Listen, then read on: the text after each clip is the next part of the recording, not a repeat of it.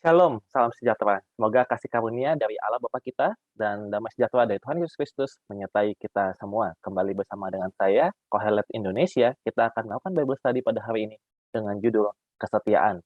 Nah, ini adalah topik utama dari ucapan ke-17 dari 30 ucapan orang bijak yang berada di Amsal pasal ke-22 ayat 17 hingga pasal 24 ayat 22. Nah, jadi kita sudah masuk ke ucapan 17 ya. Jadi sudah ada 16 ucapan sebelumnya yang telah kita bahas satu persatu dengan lebih dalam. Nah, khususnya ucapan 17 ini adalah bagian dari yang ketiga ya, bagian ketiga dari 30 ucapan orang bijak yang mengajarkan 8 nilai yang perlu ditanamkan kepada anak muda atau kepada bawahan. Nah, kita sudah membahas dari 8 nilai ini kita sudah membahas 5 sebelumnya ya. Yang pertama adalah nilai apa? Kedisiplinan, yang kedua kejujuran, lalu integritas, ketekunan, rasa hormat kepada orang tua. Nah, dan sekarang yang keenam yang tentang kesetiaan. Nanti masih ada 2 lagi. Nah, tapi kita bahas dulu tentang kesetiaan. Kesetiaan ini adalah penting untuk ditanamkan kepada anak muda atau bawahan. Kesetiaan itu bisa, seperti ada 2 ya dalam, ketika kita berbicara tentang kesetiaan, yaitu kesetiaan kepada pasangan tentu ya, lawan jenis, pasangan dalam arti suami atau istri, lalu yang kedua juga kesetiaan kepada atasan atau bahkan kepada Tuhan. Nah, ini keduanya ini, sangat berhubungan. Jadi kita nanti akan membahas lebih awal tentang kesetiaan kepada, pasangan terlebih dahulu. Dan juga di sini kita akan, belajar tentang apa sih sumber dari ketidaksetiaan, dan bagaimana menghadapi ketidaksetiaan. Apa juga akibatnya apabila seorang itu tidak setia. Nah, itulah yang akan kita bahas, pada sesi kita kali ini. Jadi kita mulai saja ya, kita ke slide yang pertama. Nah, jadi kita, pelajari dulu latar belakang, tentang kesetiaan, yaitu adalah pengaruh lawan jenis. Jadi, seorang lawan jenis, baik itu suami atau istri, itu besar sekali pengaruhnya kepada diri kita. Maksudnya kepada diri kita yang sudah berpasangan ya, atau mungkin yang masih pacaran pun bisa seperti itu juga ya. Jadi pacarnya itu bisa memiliki pengaruh yang sebenarnya lumayan besar kepada, diri kita masing-masing, seperti itu. Nah, jadi ada 2 kisah di sini, yaitu ada kisah Abraham dan juga kisah Adam dan Hawa yang menunjukkan besarnya pengaruh lawan jenis. Nah, pengaruh lawan jenis itu bisa positif, bisa negatif. Dari sisi positif, kita pernah mendengar perumpamaan, maksudnya, perkataan yang populer biasanya dibilang seperti ini, "Di balik setiap pria sukses selalu ada wanita hebat." Nah, tapi sebenarnya perkataan ini kan kurang lebih kebalikan dari perkataan lain yang kurang mengenakan ya. Ada yang bilang bahwa wanita adalah sumber dari kejatuhan seorang pria. Ya, jadi yang satu berkata dengan positif, satu lagi berkata dengan negatif. Dan ini sebenarnya ada benarnya gitu ya, tapi kita pelajari dari kisah Alkitab, meskipun memang banyak kisah lainnya, tapi kita, dalami dari Alkitab ya. Yang pertama misalnya di balik, pria sukses ada wanita hebat, di sini saya berikan contohnya adalah Abraham. Nah, jadi di balik kesuksesan Abraham, ternyata adalah Sarah. Sarah itulah istri dari Abraham yang ternyata mendukung kesuksesan dari Abraham. Contohnya apa? Saya berikan 2 contoh saja yang sederhana. Yang pertama, kekayaan Abraham. Abraham itu kan sebenarnya bukan orang yang betul-betul kaya ya, dia habis meninggalkan rumahnya lalu masuk ke tanah perjanjian. Nah, kekayaan atau harta dari Abraham itu bisa dikatakan sebenarnya itu akibat dari Sarah. Kalau saudara ingat, mereka pernah pergi ke Mesir dalam satu perjalanan, lalu dari Mesir itu tiba-tiba, Firaun itu ingin memperistri Sarah, padahal Sarah udah, adalah istri Abraham ya. Nah, tapi karena terjadi kesalahpahaman, akhirnya Sarah dikembalikan kepada Abraham dan diberikan ganti rugi dengan berbagai harta dan juga budak-budak atau pelayan. Jadi sebenarnya harta Abraham itu banyak diberikan oleh Firaun karena siapa? Karena Sarah. Jadi harta kekayaan Abraham itu banyak karena Sarah. Lalu yang kedua apa? Nah, Sarah itu memberikan berkat yang luar biasa, yaitu berkat keturunan yang dijanjikan oleh Tuhan. Nah, kalau dikatakan, "Oh iya, nanti Mesias atau berkat Tuhan itu akan, itu kan dari Abraham," gitu kan, anak Abraham. Tapi ternyata enggak juga, karena Abraham juga punya anak dengan, gundiknya yang bernama Hagar ya, ada Ismail dan nanti ada lagi yang lain-lain juga sebenarnya. Nah, tapi apakah itu yang janji Tuhan melalui mereka? Enggak kan, tetapi melalui Sarah. Jadi sepertinya anak perjanjian itu dari Sarah, bukan dari Abraham. Ya memang dari Abraham juga, tapi ternyata Abraham dengan, wanita lain, bukan itu jawabannya gitu kan, ternyata hanya melalui Sarah. Nah, jadi itulah berkat Tuhan ternyata melalui Sarah. Baik dari harta kekayaan Abraham dan juga tentang keturunan yang dijanjikan itu, semua melalui Sarah. Itulah keberhasilan Abraham, berarti melalui istrinya, Sarah. Nah, tapi sebaliknya, jadi ada juga yang mengatakan bahwa sumber kejatuhan seorang pria khususnya itu adalah wanita. Misalnya yang biasanya suka dikisahkan adalah kisah Adam dan Hawa, di mana ketika akhirnya mereka berdosa memakan buah, yang disalahkan adalah Hawa. Hawa yang disalahkan karena Hawa yang menawarkan kepada Adam. Nah, menarik ya, padahal sebenarnya kan bukan salahnya Hawa, sebenarnya kan salahnya Adam. Tapi inilah ternyata budaya menyalahkan lawan jenis, budaya seorang pria menyalahkan wanita ternyata sudah ada dari zaman dulu, bahkan dari permulaan, dari Adam. Kita bisa lihat di Kejadian 3 ayat 12 ya. Di sini dikatakan, perkataan, Adam. Ini kita bisa buka sama-sama Alkitabnya, saya sudah pegang Alkitab di sini, saya harap saudara juga bisa mengambil Alkitab saudara, kita bisa baca sama-sama. Kejadian 3 ayat 12, di sini dikatakan apa, manusia itu menjawab, "Perempuan yang kau tempatkan di sisiku, dialah yang memberi dari buah pohon itu kepadaku, maka aku makan." Nah, jadi Adam di sini mempersalahkan, sang wanita atau pasangannya itu Hawa ya, padahal sebenarnya dirinya sendiri juga yang salah kan, dia yang biarkan Hawa, berbicara dengan ular kan. Ya mungkin bahkan bisa jadi Hawa ternyata saking kesepiannya nggak dijagain sama Adam, sampai berbicara pada ular gitu ya. Nah, jadi itulah menunjukkan apa, ternyata menyalahkan lawan jenis juga sudah dari awal. Dan memang, mau bagaimanapun juga memang seorang lawan jenis itu ada pengaruhnya kepada diri seseorang, seperti Hawa itu punya pengaruh kepada Adam. Dan apabila terjadi ketidaksetiaan, pengaruh itu bisa menjadi sangat-sangat negatif. Seperti juga dalam kisah Abraham dan, Sarah tadi ya, ketika akhirnya Abraham, eee, akhirnya dengan Hagar, ya itu kan akhirnya bisa dibilang suatu bentuk ketidaksetiaan, meskipun itu sebenarnya Sarah juga yang, menyarankan ya. Tapi tetap aja, kan bisa aja itu sebenarnya cuma ujian doang, bisa aja Abraham menolak. Nah, tapi Abraham tetap mau dengan Hagar. Nah, akhirnya itu menjadi sumber permasalahan di kemudian hari. Nah, itu nanti bisa dibaca kisahnya lebih lanjut ya. Nah, jadi yang setelah kita pelajari dari, 2 kisah ini adalah bahwa seorang lawan jenis itu bisa menjadi berkat dan juga bisa menjadi kutuk apabila terjadi ketidaksetiaan. Nah, itulah pentingnya untuk tetap setia. Nah, bagaimanakah supaya kita bisa tetap setia? Nah, kita langsung masuk ke dalam ucapan, orang bijaknya ya. Kita ke slide berikutnya. Nah, jadi ucapan 17. Saya sudah katakan 30 ucapan orang bijak di Alkitab itu ada di Amsal 22 ayat 17 hingga 24 ayat 22. Tapi kita sudah masuk ucapan 17. Jadi ini ada di pasal 23 ayat 26 sampai 28 ya. Nah, kita baca sama-sama. Di layar juga ada, tapi kalau bisa baca dari Alkitabnya ya. Jadi, Amsal 23 ayat 26 sampai 28. Di sini dikatakan, "Hai anakku, berikanlah hatimu kepadaku, biarlah matamu senang dengan jalan-jalanku, karena perempuan jalang adalah lubang yang dalam, dan perempuan asing adalah sumur yang sempit. Bahkan seperti penyamun ia menghadang dan memperbanyak pengkhianat di antara manusia." Nah, jadi sini dikatakan 2 hal ya. Pertama, bahaya dari perempuan jalang atau bahaya dari ketidaksetiaan gitu ya. Dan yang pertama atau yang kedua, tapi sebenarnya diucapkan pertama, ini lebih penting, yaitu bagaimana untuk menghindari perempuan jalang. Di sini dikatakan apa? "Hai anakku, berikanlah hatimu kepadaku, biarlah matamu senang dengan jalan-jalanku." Nah, ternyata ini adalah kunci untuk menghadapi godaan dari ketidaksetiaan atau dari wanita jalang. Itu adalah memberikan hati kita kepada hikmat. Atau kalau dalam contoh ini, karena memang atasan atau bapaknya ini ada yang berhikmat, jadi memberikan hati kita kepada atasan, seperti itu. Memang kalau dalam dunia nyata, dalam prakteknya, susah ya kita menaruh hati kita atau kepercayaan kita sepenuhnya kepada atasan. Nah, tapi kalau emang itu tidak bisa, paling tidak berikanlah hatimu itu kepada hikmat, jangan diberikan kepada kebodohan. Nah, di sini dikatakan, "Biarlah matamu senang dengan jalan-jalanku." Karena seseorang yang sudah diberitahukan jalan, jalan menuju tujuan, itu lebih mudah untuk menjaga, langkah kakinya tetap di jalan tersebut. Sebaliknya, orang yang tidak mengenal jalan akan mudah untuk digoda dari kanan dan kiri ya. Misalnya digoda, "Ayo ke sini aja, main sama aku. Ayo ke sini aja, ke tempat aku," gitu kan. Nah, itu karena kalau tidak mengenal jalan, mudah untuk menjadi tidak setia.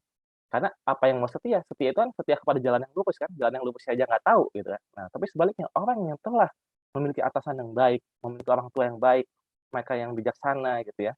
Jadi bila memberikan hati kepada hikmat dan memberikan hati kepada pengajaran-pengajaran yang telah diajarkan, yaitu adalah jalan yang lurus, lebih mudah untuk seorang muda untuk menghindari godaan untuk ke kiri ataupun ke kanan, godaan dari perempuan jalang untuk masuk ke rumah mereka. Nah, itu lebih mudah. Nah, jadi bagaimana, strategi yang baik tentu adalah kita mengajarkan anak muda untuk lebih percaya kepada ucapan kita dan kita juga harus menjadi teladan tentunya ya dalam hal itu, untuk kesetiaan. Nah, kita lanjut lagi ke, berikutnya ya.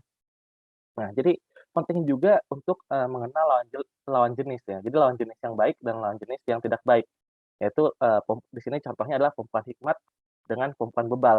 Jadi kalau kita bisa membedakan mana yang baik, mana yang tidak, mana yang berhikmat, mana yang bebal, lebih mudah untuk apa, untuk setia. Karena kita setia kepada kebijaksanaan, kepada hikmat, dan kita tidak tergoda kepada, kebodohan, seperti itu. Nah, ini kita bisa pelajari, ceritanya dari Amsal pasal 9 ya. Di sini tentang panggilan perempuan hikmat dan panggilan perempuan bebal atau perempuan bodoh. Dan dari sini kita bisa mengenal, oh, perempuan hikmat itu panggilannya seperti ini, sedangkan perempuan bebal panggilannya seperti itu. Nah, kalau kita tahu panggilan perempuan bebal seperti apa, kita bisa menghindarinya. Dan sebenarnya kalau kita tahu itu perempuan hikmat, nah kita bisa tetap setia di dalamnya. Jadi kita, ke Amsal pasal yang ke-9. Di sini tentang, panggilan dari, 2 perempuan tersebut. Nah, jadi saya sudah dapat, Amsal 9, mudah-mudahan saudara juga sudah buka Alkitabnya, di Amsal pasal yang ke-9 ya. Pertama kita, mengenal tentang panggilan, atau undangan dari hikmat, pasal 9 ayat 1 ya.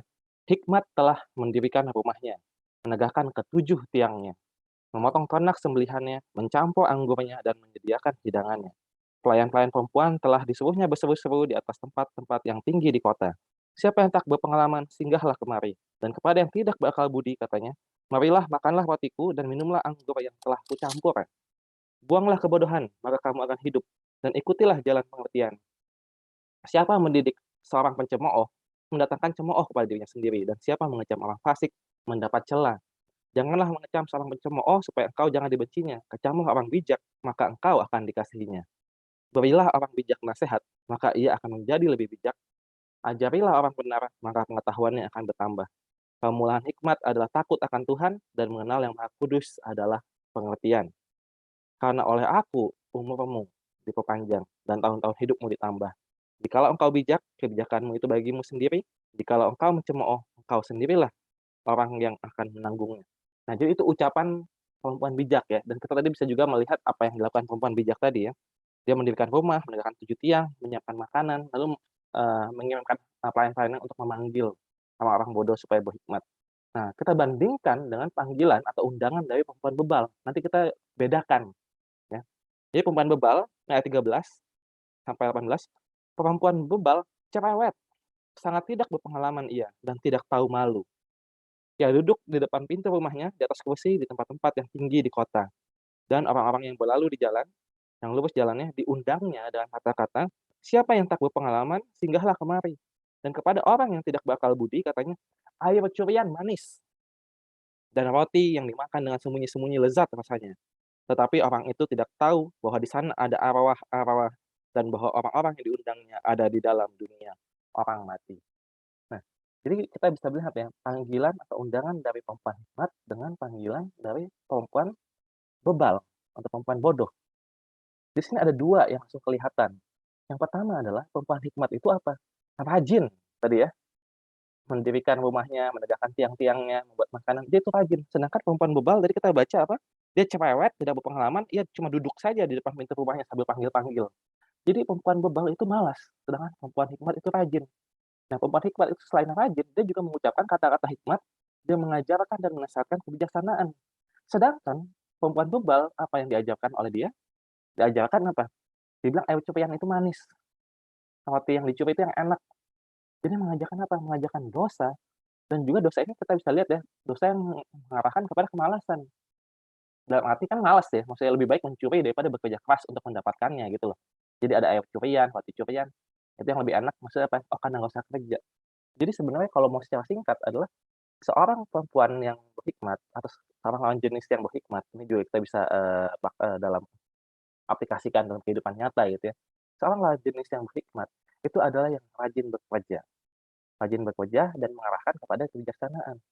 Sedangkan seorang yang bebal atau bodoh, yang mengajak untuk menyimpang dari jalan, itu adalah orang yang malas dan mengajarkan kemalasan dan kebodohan. Saya mengajarkan pencurian gitu ya, dan cerewet di sini bilang, cuma ngomong doang misalnya, tanpa melakukan, hanya berbicara saja. Dan itulah kita bisa membedakan mana lawan jenis yang baik dan mana lawan jenis yang tidak baik. Nah, yang menariknya adalah dari 2 ini kan tadi perbedaannya kemalasan kan.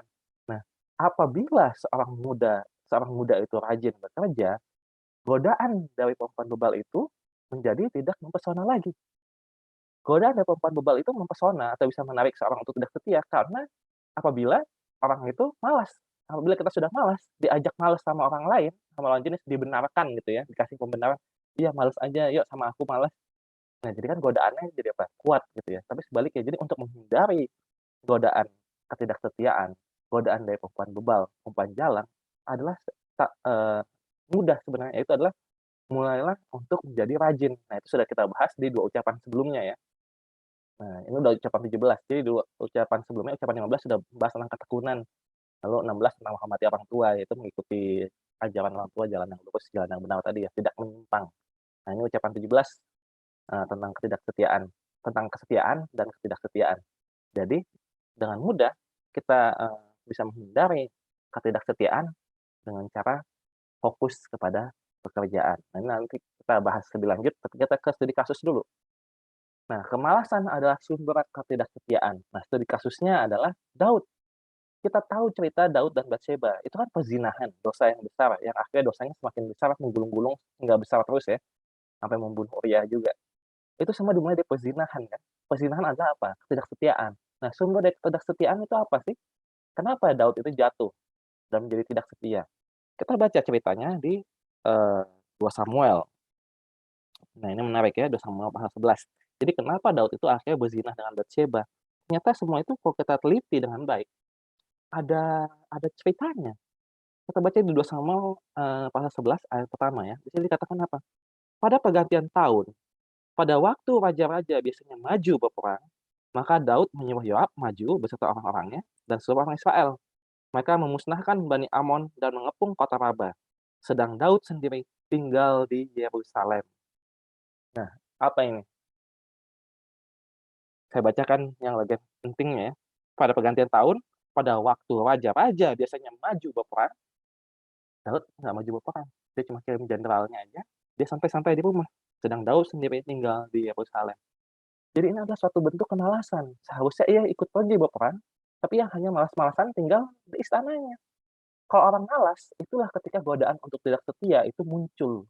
Karena masuk ke dalam pikirannya ya. Pikirannya itu kan tidak disibukkan oleh sesuatu. Ketika pikiran tidak disibukkan oleh sesuatu, dalam hal ini kan misalnya dia pergi berperang. Ketika dia, tidak disibukkan, jadi pikirannya bisa ke mana-mana. Jadi lebih mudah digoda. Itulah setan saat bisa masuk ke dalam hati seseorang atau pikiran seseorang adalah ketika ia tidak sibuk. Tidak sibuk dalam tanggung jawabnya, tidak sibuk dalam kebenaran. Nah, di situlah setan masuk. Akhirnya dia bersantai-santai, karena bersantai-santai akhirnya apa? Dia malam jadi susah tidur kan, karena udah kebanyakan istirahat gitu pas siang. Akhirnya pas malam dia terbangun lalu melihat ada, Batseba di kejauhan lagi mandi, ya semakin tergoda kan. Nah, itu yang terjadi. Ternyata perzinahan Daud dengan Batseba yang berujung banyak permasalahan, ternyata ujung awalnya adalah kemalasan Daud. Di mana ia seharusnya pergi berperang, tapi ia hanya santai-santai di rumah. Sehingga godaan itu masuk dan ia akhirnya tidak setia dan berzina. Nah, singkat cerita akhirnya kan, dia berzina dengan Batseba, lalu membunuh Uria. Lalu di bagian terakhir, di pasal yang sama di ayat 27 dikatakan apa? Dikatakan, eee, tetapi di bagian kalimat akhir ya, tetapi hal yang telah dilakukan Daud itu adalah jahat di mata Tuhan. Nah, jadi ujung-ujungnya akhirnya ketahuan juga orang yang tidak setia itu, akhirnya pasti akan ketahuan oleh Tuhan. Sebab apa? Kita lihat di Amsal pasal 15 ayat 3, saya bisa juga lihat di layar ya, ayatnya sudah, saya tampilkan juga. Tapi saya mau baca langsung dari Alkitabnya. Amsal 15 ayat 3 dikatakan, "Mata Tuhan ada di segala tempat, mengawasi orang jahat dan orang baik." Tuhan melihat dan Tuhan tidak senang. Dan itulah akhirnya Daud mendapatkan hukumannya. Semua hanya karena kemalasan. Nah, sekarang kita baca lebih panjang tentang Amsal-Amsal Salomo yang menjelaskan hal ini. Amsal-Amsal Salomo ya, ini membahas tentang ketidaksetiaan. Ini Amsal-Amsal yang sudah dirangkaikan untuk menjelaskan ucapan 17. Ini ada dari 4 ayat yang saya rangkaikan di sini, Amsal 11 ayat 20, 11 ayat 3, 11 ayat 6, dan 14 ayat 16. Karena dari 4, saya langsung baca dari layar aja. Tapi nanti mungkin Saudara bisa cek di Alkitabnya langsung ya. Di sini dikatakan apa? Orang yang serong hatinya adalah kekejian bagi Tuhan. Ya ini seperti Daud tadi ya, dia serong hatinya kekejian buat Tuhan. Tetapi orang tak bercela, jalannya dikenan. Orang yang jujur dipimpin oleh ketulusannya, tetapi pengkhianat dirusak oleh kecurangannya. Ya itulah Daud ya. Nah, Daud itu jadi istilahnya berkhianat setia ya, nggak setia kepada Tuhan dan nggak setia juga, kepada bawahannya, kepada temannya, kepada anak buahnya, kepada pasangannya juga, bahkan jadi berzinah dengan, Batsheba dan akhirnya membunuh Uria. Nah, pengkhianat dirusak oleh kecurangannya. Orang yang jujur dilepaskan oleh kebenarannya, tetapi pengkhianat tertangkap oleh hawa nafsunya. Nah, itulah Daud, tertangkap oleh hawa nafsunya. Orang bijak berhati-hati dan menjauhi kejahatan, tetapi orang bebal melampiaskan nafsunya dan merasa aman. Itulah juga Daud ya. Daud itu apa? Melampiaskan nafsunya, berzina dengan Batsheba, dan merasa aman. Dia merasa aman, disembunyikan itu dosanya, dosa Daud. Dia mau tutup-tutupin, pertamanya dengan panggil Uria pulang, lalu akhirnya karena Urianya nggak pulang-pulang, akhirnya Uria dibunuh, sehingga, Batsheba bisa diperistri.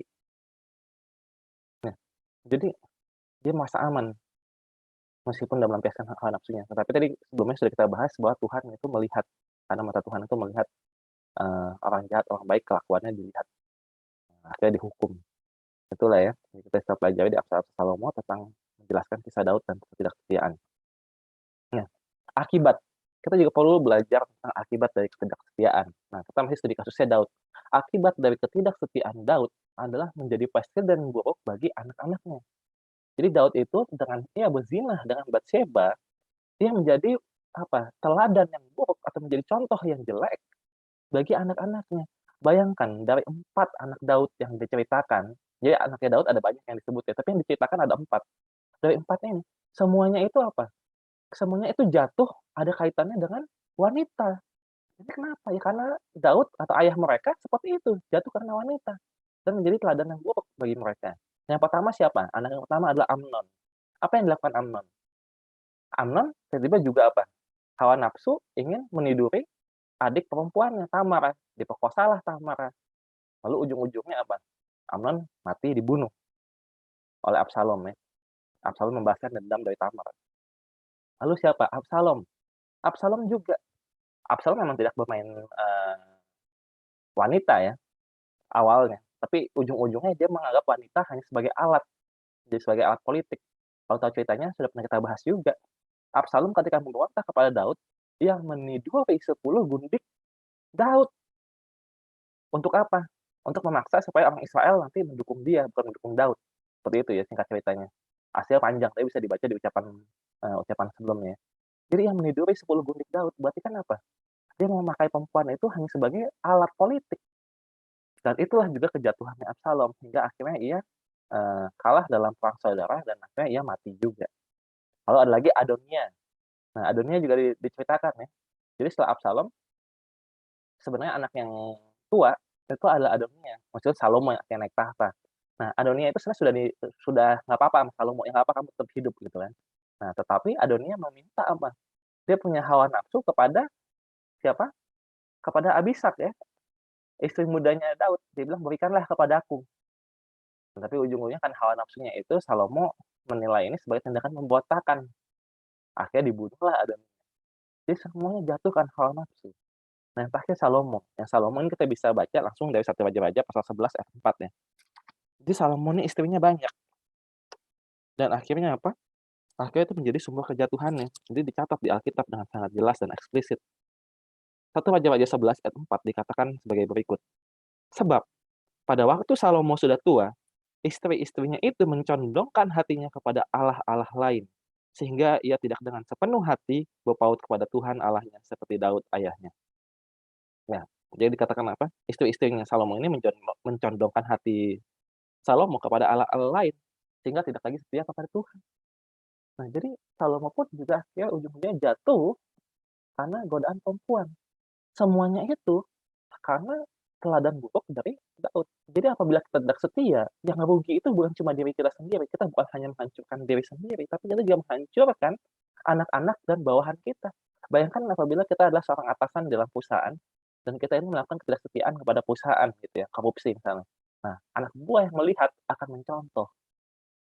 Itulah tidak baiknya dari ketidaksetiaan ya. Dan bukan cuma ketidaksetiaan, kita udah bahas, 5 nilai sebelumnya, itu 8 nilai yang diajarkan kepada anak muda, ini harus diberikan dengan teladan. Itu, kata kuncinya, teladan. Di setiap ucapan biasanya saya sudah bahas. Nah, ini yang saya bahas di sini ya, ketidaksetiaan Daud itu menjadi teladan yang buruk. Nah, kita lanjut lagi ke slide berikutnya. Jadi bagaimanakah cara menghadapi godaan dari perempuan jalang?